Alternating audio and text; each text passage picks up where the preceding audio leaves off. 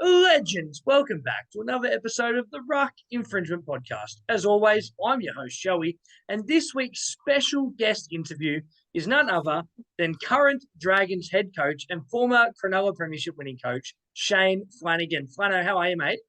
Good, thanks. Good afternoon. Yes, definitely. Mate, it is a pleasure to have you on today. For those that may not know who you are, do you want to introduce yourself? And let's start off with your career. Who did you play for?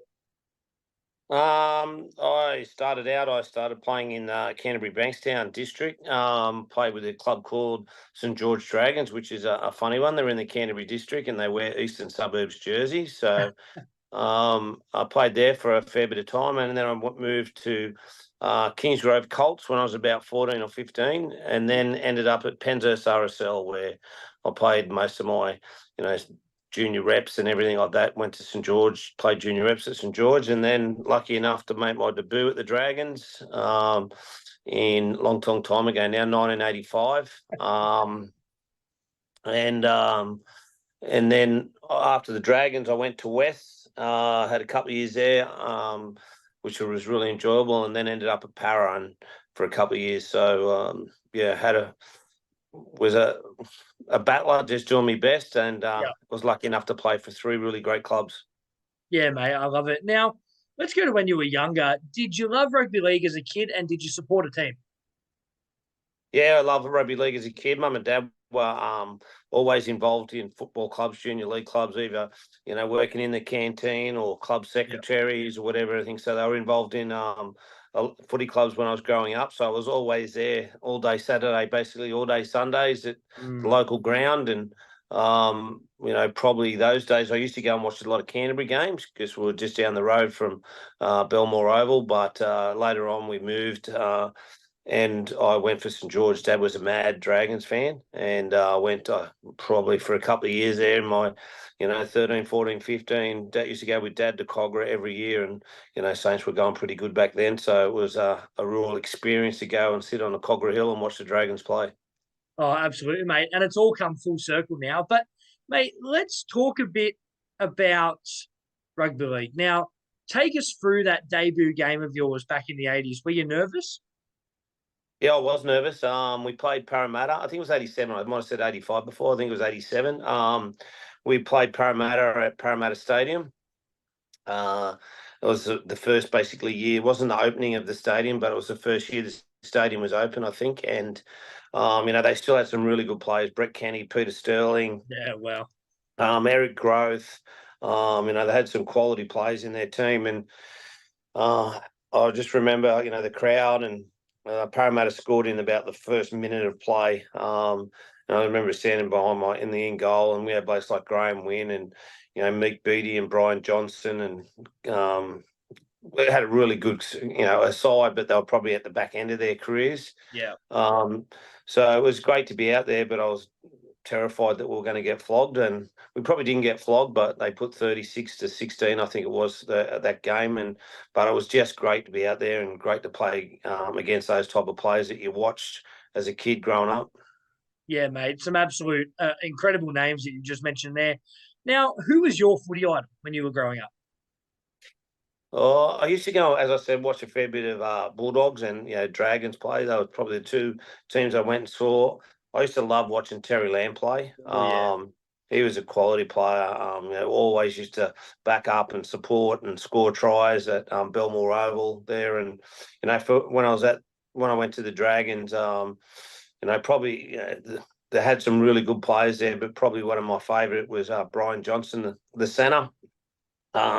He was just so competitive. He was fit, and I got to train with him a little bit when I was younger. And the example he set for young people, young players coming into that club was outstanding. So he was sort of one that I sort of looked up to and sort of wanted to model myself around him. And if you're going to be playing the NRL, you needed to be as fit and as strong as you possibly could be. And he was probably one of the first players that started to get into the strength and conditioning side of things. Back then, most people used to work. They'd do their jobs during the day and train at night, so they didn't get a lot of time to do the strength side of things. But Brian Johnson was probably one of the first to, incorporate that into his training. Yeah. Now, let's move into coaching. Most people would know you from coaching Cronulla and now at Dragons, but how did you start your coaching career? Where did you start at originally? I started Parramatta. I did my knee in one of the last games of the year, Ooh, playing for Parramatta. And back then, sort of like it is now, I suppose, it's still a 12-month injury. And yeah, being the last game of the year, I had one more year left on my contract at Parramatta. And Ron Massey and Mick Cronin were the coach and manager then. And both of them just sort of come up to me and said that, listen, you're going to be out all next year.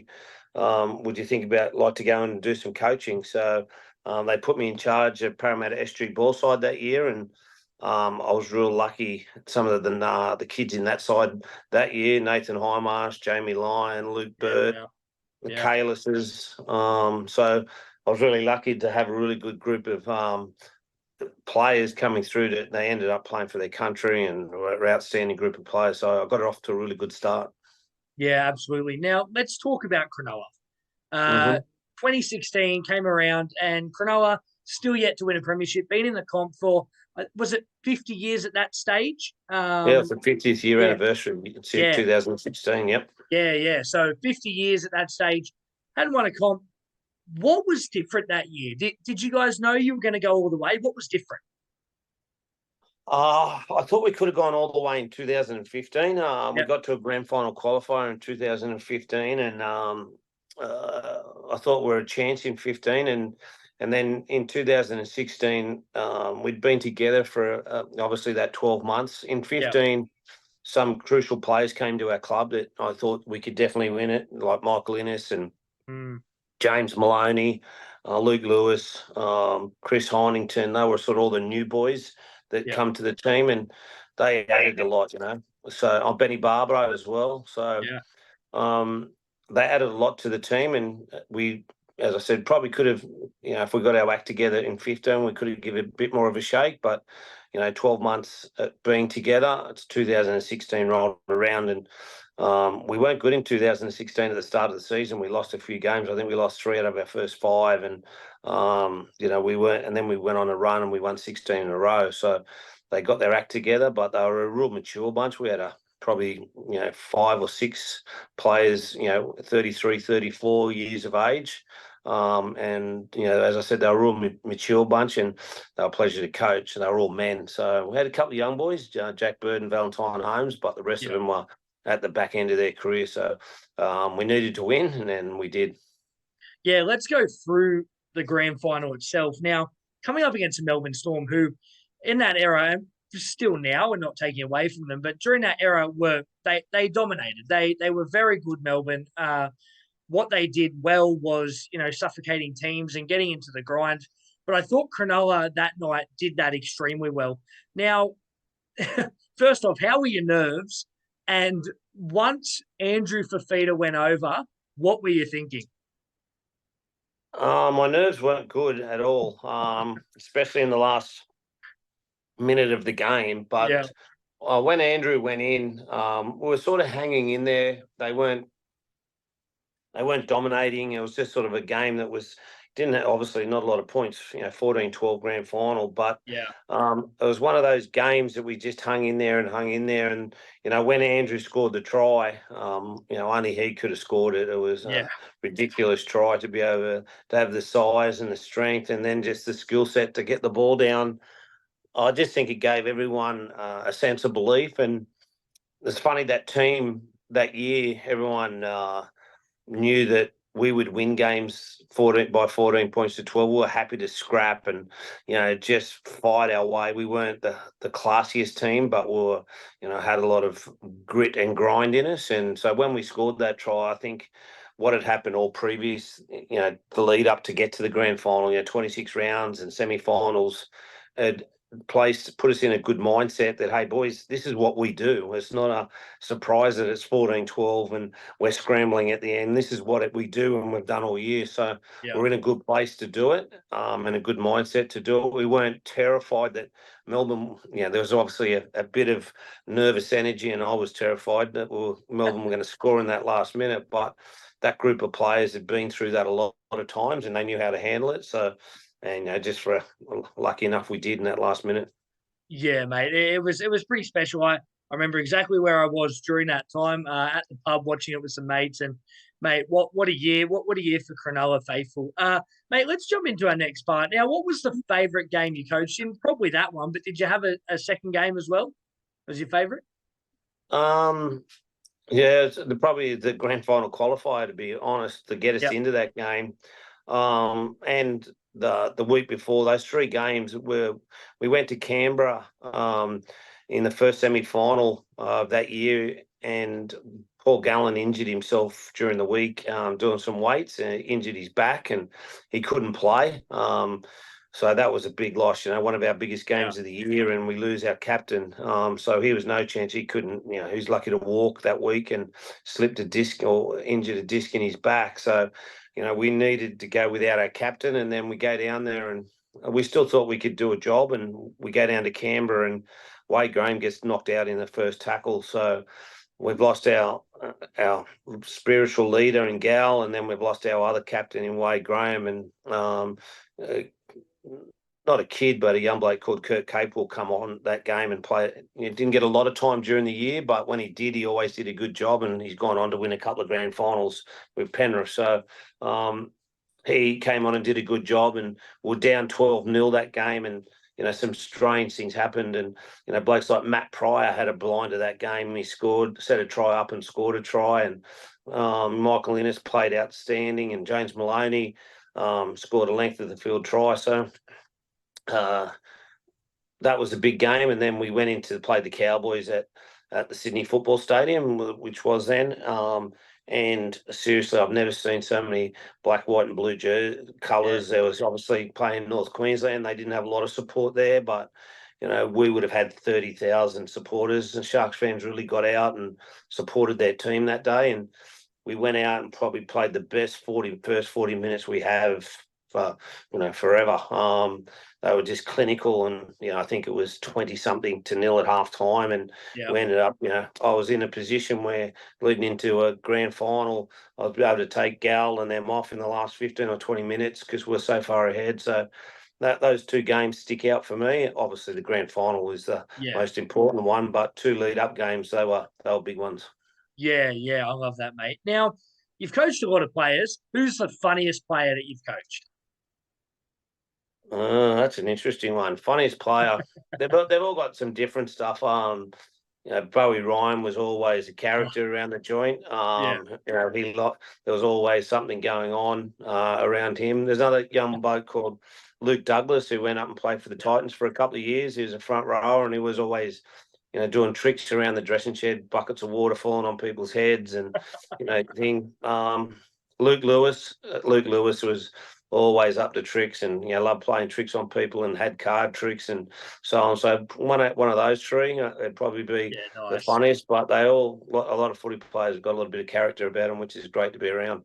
Yeah, absolutely. Now, mate, let's have a bit of a chat about Kyle. Now, your son, he's been around to a few clubs now, and he's really starting to find his feet.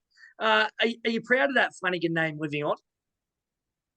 Yeah. Oh, yeah. To be really honest, you know, and Kyle knows this, that Kyle's got to have his own career. This is not mine and his. It's not Yep. combined. Whilst he's in my team at the moment, we try and run our separate lives. I don't want him to run off, the Flanagan surname to get him where he never Yeah. has. He's always got to where he has from his own ability, and I always talk to him about, some people go, "Oh, your dad can help you." Well, I'll just err on the side of no, I'm not helping you. Go and get it done yourself, and he wants it that way. So our careers are aligned at the moment, Yep. but he's got to take his own path. I'm his coach, yeah, I'm his father, but when we're in this environment, I'm just his coach, and we get along well that way. And he knows what I expect of him, and I want him to have a good career of himself and have nothing to do, not a lot to do with me. So not nothing to do with me, but not a lot Yeah. to do with me. Yeah, of course, mate. No, I love that. Now, enter season 2024. You're the head coach of the Dragons. What are your expectations for this year, and are you excited? Yeah, I'm super excited. We've trained really hard for 4 months. Yep. I've basically flogged them as much as I could, to a point where they've lost a lot of, unneeded body parts or fat, and they put on a lot of muscle. We're That's good. fitter, we're faster, we're stronger as a squad. So that's been a real pleasing thing. And all the players bought into it. It wasn't like, oh, why are we doing this? Or, Yeah. this is too hard. They all knew that they had to change. So they've bought into it, and, we've got to a point now that we're ready to play, and we'll see a different Dragons side when you run out there. As I said, they'll move a lot better, and we'll have a lot more systems, especially defensively. It doesn't guarantee anything. Being fitter and faster and stronger, you just obviously got to go out there and play football and play the game the right way to put yourself in a position to win. So that's the next challenge. But I think I've got enough, smart people obviously there with, Ben Hunt's a quality football player. He's had a good preseason.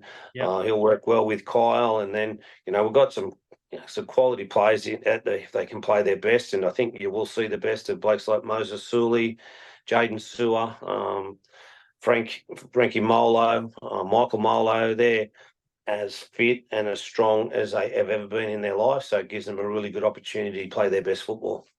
Yeah, that's great. And you got the Titans this week, mate. You looking forward to that game? Yeah, Titans tomorrow night. Just up at the Gold Coast. Got in an hour or so ago, so really looking forward to that. The Titans, new coach in Desi Hasler, so Yeah. he'll put his little spin on it, and Desi teams are always a good football teams, an experienced coach, been to a couple of grand finals, so I'm expecting a really good team, and any side that's got Kieran Foran in it are going to be a smart football team, because he'll get him around the park, and they've got some strike.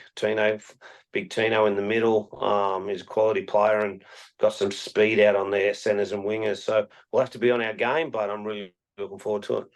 Yeah, I love that, mate. Now, if you can, give us an exciting rookie that you're looking forward to debuting this year. Oh, we've got one debut tomorrow night in Viliami Fafita. Yes. He's a big middle forward that will Yep. come off that bench for us. He's a real powerful runner. He's fast. So he's obviously the start of his career, and I'd like to think that he's going to be there for a long time. And as I said, his running game, he's a powerful ball runner. So Yeah. I'd like to see a bit of that. There's some other boys down below. There's a young kid called Dylan Egan, who's Oh, yes. he's a young back rower that he's probably 6 months, maybe 12 months at the worst away from playing NRL. Really smart football. Had a bad knee injury last year, so put him probably 6 months behind. So he's coming good at the right time. So we've got a few of them. Another kid called Hamish Stewart is a big edge back rower. Got some real good skill set. And, both of our S3 ball teams, the Steelers S3 ball and the Dragons S3 ball team, are basically coming first, second or third in that competition. And we've got some really, really good kids in those two teams, obviously, and they're leading the competition. So, it looks good in the next couple of years for the Dragons. And I'd like to think there's probably 3 or 4 debut players this year. And, over the coming years, there'll be some new exciting players come into the squad. Love that, mate. That is awesome. Now, as a coach, what is one piece of advice that you could give a young player coming through? You got to live your life the right way. You got to, obviously, if you want to play NRL, it's you got to be, you got to have the, all the tools. You got to have the right body shape. You got to work hard. You got to eat right. You got to sleep.